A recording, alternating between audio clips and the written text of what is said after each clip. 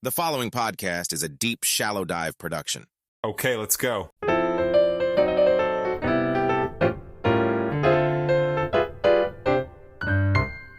Hey everybody, happy Monday and welcome back.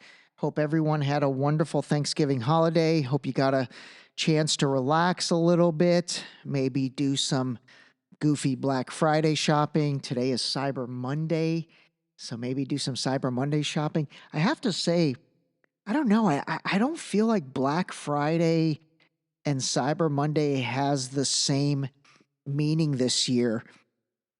Really ever since COVID, but I thought this year would kind of get back to those craziness where like I'd see on TV, people trampling over each other at 3 a.m. to get into Walmart to buy a 50-inch TV for like $2 or something like that. But I didn't see anything like that, and it was pretty dead out. I ended up taking my mom to the mall, which is like her favorite home away from home, Macy's. She loves that place. And, it was just incredibly quiet. It really was not all that crowded. I'm not sure if that's the case where you guys were, but overall, I don't know if it has to do with the economy or just, I don't know. I just did not feel that same Black Friday intensity that I felt before. Even on Amazon and other places like that, I didn't really feel like the deals were all that great. So anyway, interesting. I will say I do love Thanksgiving. I think it's actually such a wonderful holiday. And what I love about it the most is just the simplistic nature of, people just getting together and spending time with, the people they want to spend time with, family, friends, and just kind of getting away from all the rat race of life and the fast pace of life and just, slowing it down a little. I love seeing everybody's pictures and all that. So anyway, what I wanted to do today is I'm going to actually use today as a little bit of a catch up because, one of the other things that I do is I basically notate a lot of different clips, whether I'm taking them as a screen recording or logging them in that Notion app, or there's another app called Todoist, Todoist. It's actually a great way to have like a list of things that you want to keep track of. That's the one thing with Apple. I don't think they do a good job. I don't like that Reminders app. I use the Notes app a ton. I do love the iPhone Notes app, but the Reminders app, I don't know. I don't really use that too much. So between Todoist and Notion, and then just kind of screen captures on my phone, I have a lot of content that I've been wanting to talk about. So today I'm going to play a few different things and talk about a few different things and just kind of get caught up with some of the things that have been taking place. All right, let's start off with this one. Breaking news now into CNN. New York Mayor Eric Adams is being accused of sexual assault. The alleged assault happened back in 1993, and that's according to court documents filed yesterday. So let's get right into it with CNN's Jean Cazares. Jean, what are you learning? This is breaking right now. Well, this is under the Adult Survivors Act, which is expiring at the end of this week. And this allows alleged victims to come forward no matter when they believe the sexual assault happened. It's all about sexual assault, sexual battery. And so this is a summons at this point that was filed, and it's from 30 years ago. According to the alleged victim, it was 1993. All right, let me cut it there a second. So basically, this New York Adult Survivors Act, which expired on Friday, thank God, this is nuts. I don't know. I mean, again, I'm not minimizing sexual assault. Obviously, anybody that knows me knows my character well enough to know that. But, the fact that this stuff is from 30 years ago and then they're bringing lawsuits out now, there were 2,500 lawsuits filed last week because I guess this law expired on Friday. And some of the notable folks they went after were Axl Rose, Jaime Foxx, and then Eric Adams, man. They're going after that guy. They're definitely going after him, and if you don't know the backstory, he's the Democratic mayor of New York. He took over for Andrew Cuomo, who also kind of was in the Democratic Party's good graces, and then he wasn't. Cuomo actually, dude, that guy was like him and Los Angeles Mayor Eric Garcetti were probably the two most outspoken mayors during COVID. They were loved. And I don't know what the two of them did to piss who off, but both of them pretty much are non-existent anymore. You know, Cuomo got ousted over the sexual assault charges, and then Garcetti just kind of vanished into thin air. I think now he is like he's got something to do with being like the US representative to India or something like that, but it really seems like they just took him out of place, so to speak. But anyway, with Eric Adams, you know, he also has had a very vocal, I guess, disagreements with the White House and with President Biden in particular. And so over the past 3 or 4 weeks, all of a sudden, man, they are coming after him big time. So again, he was one, like I said, Axl Rose, Jaime Foxx. Diddy got charged with 2 others. He settled his first one in like record time. I remember posting something about it, and then like 5 seconds later, they settled. So he got charged again with 2 other lawsuits. And like I said, it looks like there are 2,500 in total brought last week as this Adult Survivors Act came to an expiration. I don't know. This stuff from like 30 years ago, I don't know. Not a fan. Let's just say that. They both were city employees, it is alleged, and in this summons it says that she is accusing the now mayor of sexual assault, sexual battery, employment discrimination, retaliation, hostile work environment, and intentional infliction of emotional distress. Now, suing him, the mayor, of course, along with the city of New York, the police department, so many other defendants citywide, and asking for a minimum of $5 million. Now, we do have a response. Minutes ago, the mayor of New York City gave a response to this legal filing that just happened. Listen to this. You know, it's absolutely not true. You know, I would never do anything to harm anyone, and it's just really say, you know, my career speaks for itself, and just really something absolutely that has never happened. And I only recall ever meeting a person who made this allegation. But, you know, I have a city to run, and I'm focused, and I have to make sure that we continue to do so. But absolutely, this has never happened. Thank you.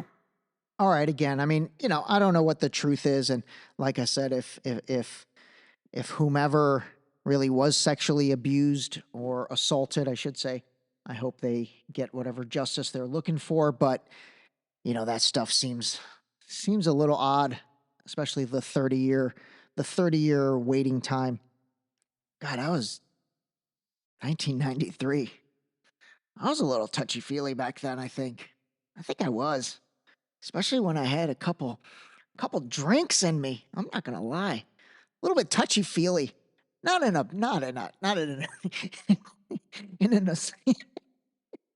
an assaulting way by any means, more just in a friendly way. You know, that was back in the LA Ray days. The LA Ray days were good days. Oh man, those days are definitely over. Thank God, actually, those days probably are good that they're over in this social media era. All right, let's move on. So probably the biggest news over the weekend was the agreement, I think it was on Thursday or maybe even actually it was probably Wednesday, yeah, for the 4-day ceasefire, and then they're doing a hostage exchange. So it looks like a total of 50 Israeli hostages are being turned over from the Hamas side, and then 150 in total Palestinian hostages are being turned over by the Israelis. So it's like a 3-for-1 deal along with this 4-day ceasefire. All right, I'm gonna say something, and you guys might think I'm crazy for saying this, but you know what? It's kind of what I thought, and I guess we'll see what happens and whether this ceasefire sticks or not, to whether this has legs. But, the timing of that whole ceasefire last week and then the hostage release, it was a little off to me in terms of the fact that it's been 50 days and then all of a sudden right before Thanksgiving, this happens. And then the other thing is right before Black Friday and Cyber Monday, this happens. And just hear me out on this. So, in my mind, because again, I try to think contrarian about everything. In my mind, I thought, gosh, I wonder if the timing of this is on purpose, because first of all, everyone's kind of wrapped up in Thanksgiving. So like nobody really is that tied to watching the news and the news cycle. Everybody's, kind of enjoying Thanksgiving and enjoying the day off. And then you've got Friday with the goal, obviously, to pump as much money as you can into the brick and mortar economy through Black Friday. And then today, ideally pump as much money as you can into the online economy through Cyber Monday. And so, it was like a 4-day ceasefire that just happened to encapsulate Thanksgiving, Black Friday, and Cyber Monday.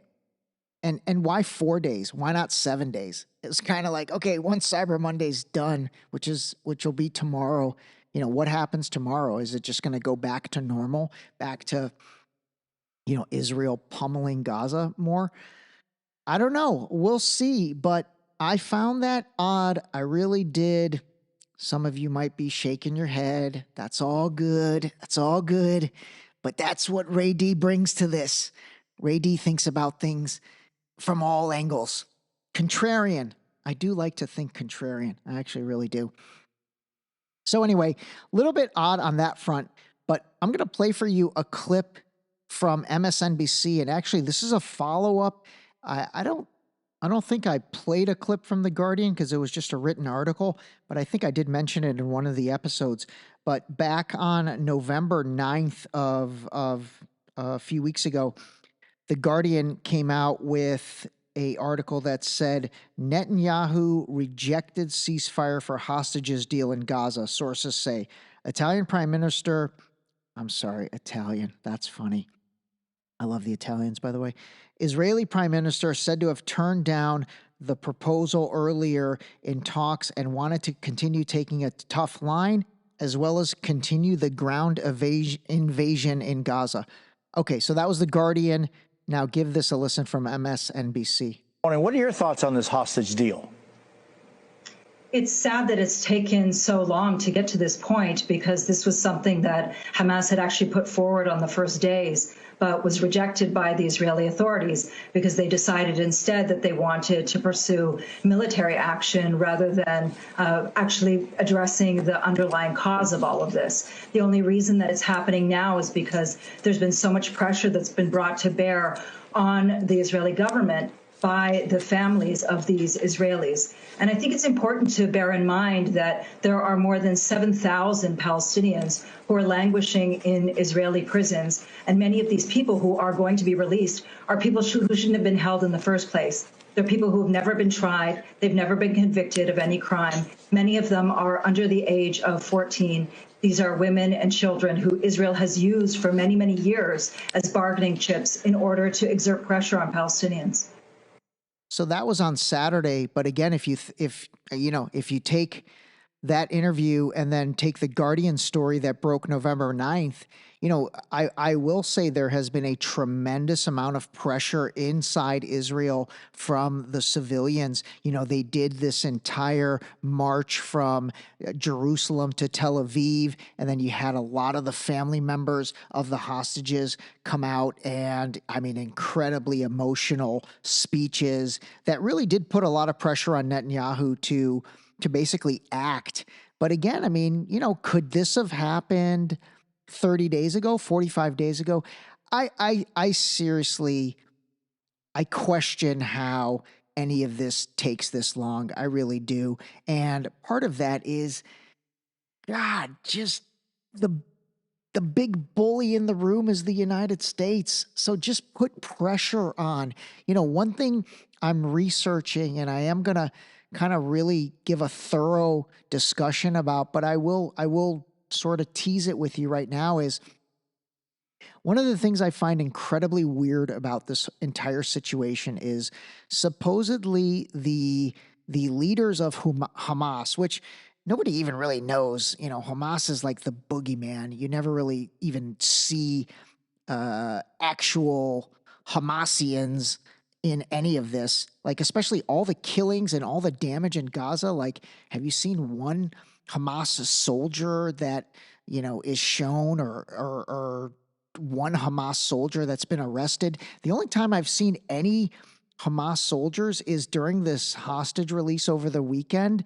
They were basically showing them, I guess, turning over the hostages to the Red Cross, and they're always dressed up with covering their entire face like ninjas. You have no idea who's behind that mask and behind any of that. It's goofy to me. It really is goofy. It's very weird. And the weirdest part is that the supposed leaders are like multimillionaires or billionaires who live in Qatar. Some people call it Qatar. I don't really like that. I like calling it Qatar. Qatar reminds me of the Cutters in that movie. Oh man, what was that movie? Hold on. Breaking Away. Remember that movie? That was a great movie. It was like about the dude who was a cutter. He was kind of like a burnout, but he was a really good cyclist. Anyway, so Qatar is this little shit country in the Middle East. And when I say little shit country, I don't mean that negatively, but it's this like small little country that is incredibly wealthy due to their oil. But again, like I said, it is a ridiculously small little country that if President Biden in the United States literally just flicked it, it would fly into space. And so if the leaders, think about this seriously, if the leaders of Hamas are billionaires inside of Qatar, and this organization is so awful and everyone wants to condemn it, if I was the president, I would go to whoever runs Qatar, one of the sheikhs, and say, hey, turn these mother you-know-whats over. You've got 48 hours to turn these guys over to us, or I am going to impose sanctions on you that are going to make your head spin. Actually, kind of like they did to Iran. They really sanctioned Iran, and that's affected their economy incredibly. But again, it's like, why would you not, if you know that the leaders of Hamas live inside Qatar and are living I called it Qatar. They're living a, extravagant lifestyle, but then they're making everyone else do the dirty work. Put pressure on whoever runs Qatar and say, hey, turn these guys over to us in 48 hours or else, So I'm doing a whole deep dive on that because I'm trying to really understand that situation, because that's another just disjointed, part of all this. All right, another thing, I'm going to play you this clip. I don't know if you guys saw this over the weekend, but this was actually disgusting to me. There was a guy, Stuart Seldowitz, who I guess was part of the Obama administration. He was a security advisor during the Obama administration, but he was captured on camera harassing a street vendor in New York City, I guess for multiple days. And while he was harassing this poor guy who's just trying to like sell people hot dogs or whatever, that guy was filming it. And so this went crazy on social media. And through that process, they figured out who he was. He ended up getting arrested and is charged for a hate crime. So listen to this. The NYPD charged Stuart Seldowitz with crimes including aggravated harassment and a hate crime. Mohammed Hussein recorded Seldowitz several times on different days outside his halal food cart and says he made anti-Islamic statements. But you're a terrorist. You support terrorism. Seldowitz had been a career State Department official and also worked for the Obama administration as acting director for South Asia at the National Security Council. We're going to put big signs here that say this guy believes in Hamas. We killed 4,000 Palestinian kids. You know what? It wasn't enough. All right, that was the most disgusting part to me. He literally said, you know what, we've killed 4,000 Palestinian kids. And you know what? It wasn't enough. It wasn't enough. I mean, that was disgusting. This dude, I hope he gets what's coming to him. All right, listen to the rest of this. Seldowitz told the New York Times the videos don't tell the whole story, claiming Hussein told him he supported Hamas, which Hussein denies. All right, I watched all the clips, and that guy should be ashamed of himself. He really should. He's like a 60-something-year-old, like older white guy. He really should be ashamed of himself. You know, that's just not kind and not cool. And so, you know what? That literally was the power of the internet and the power of social media, because it started flying around, and then certain people started saying, hey, who is this guy? Let's identify him. And then he got identified, and next thing you know, he was arrested. All right, so there's that. All right, I'm going to ease you guys back into it today, knowing that we took a few days off. We're at 21 minutes. So call a spade a spade. We have a good week ahead. I've already planned it all out, actually. It's in my Notion app, and I've got some good episodes and some good knowledge coming this week. But I'm going to leave you with something a little more lighthearted. This was actually an interview with Jaime Foxx from a while back, where he talked about the first time he met Kanye West. I just thought it was a cool story. So anyway, give this a listen, and we will see you guys tomorrow.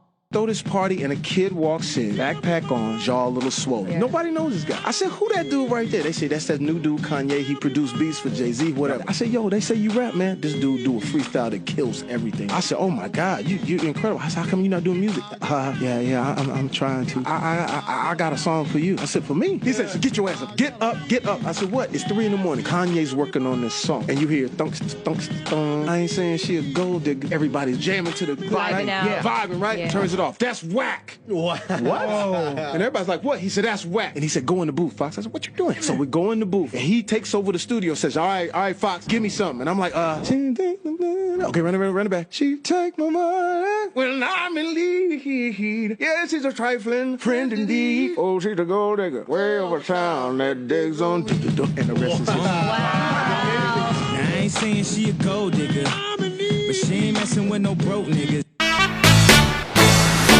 This episode was brought to you by Boost Liquid Vitamins.